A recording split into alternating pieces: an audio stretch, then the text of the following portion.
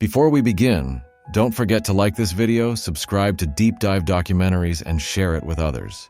Do you believe that a country can give you a second life after losing everything? Stay with us because today's story may surprise you.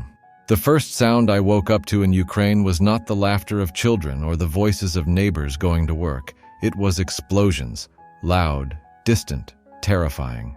At first I told myself, maybe these are just military drills. But then the windows shook and people screamed in the streets. That was the day life as I knew it ended. In just hours, our family had to decide, stay and risk everything or leave the only home we had ever known.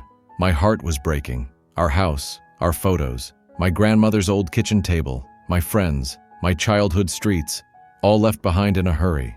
The war didn't just destroy buildings, it destroyed the feeling of safety. Survival became our only thought. I remember the cold winds cutting into my skin as we waited for transport. People cried, some prayed, some were silent, too shocked to speak. We carried only what we could hold, clothes, a few documents, and nothing else. I kept asking myself, where do I go? Where is safe? Where will I not only survive but live again? That night, I felt lost. The Ukraine I loved had become a battlefield. Then a friend mentioned the Philippines. I laughed at first. I knew almost nothing about it except for beaches, islands, and typhoons. Could I really move across the world to a place I had never seen? But when I searched online, I read stories. Stories of how Filipinos welcomed strangers like family. Stories of how life was more affordable and simple.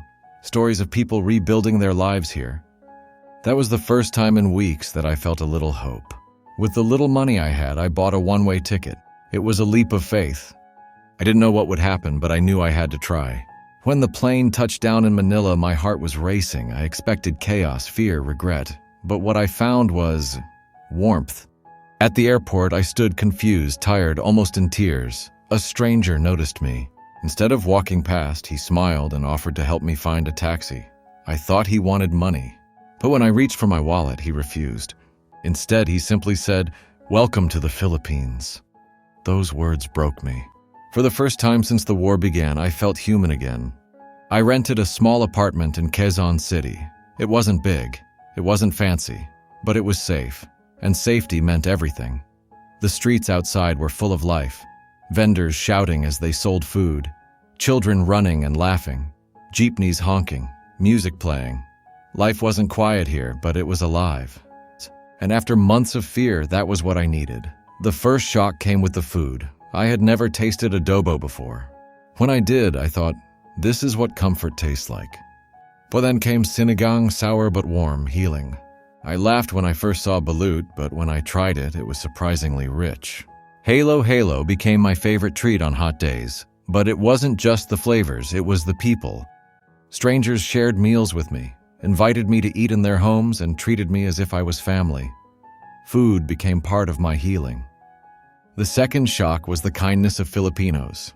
Back in Ukraine, war forced us to hide, lock our doors, and stay distant.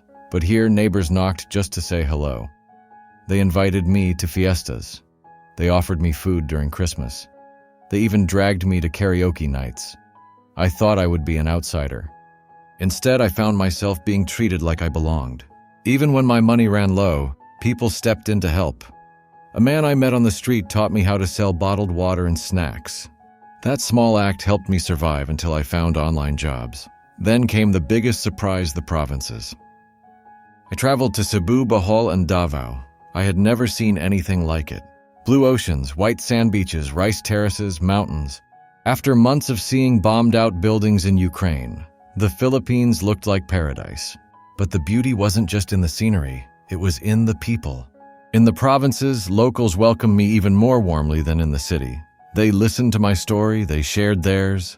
They reminded me that even though I came from a place of war, here I could find peace. Slowly, survival turned into living, and living turned into purpose.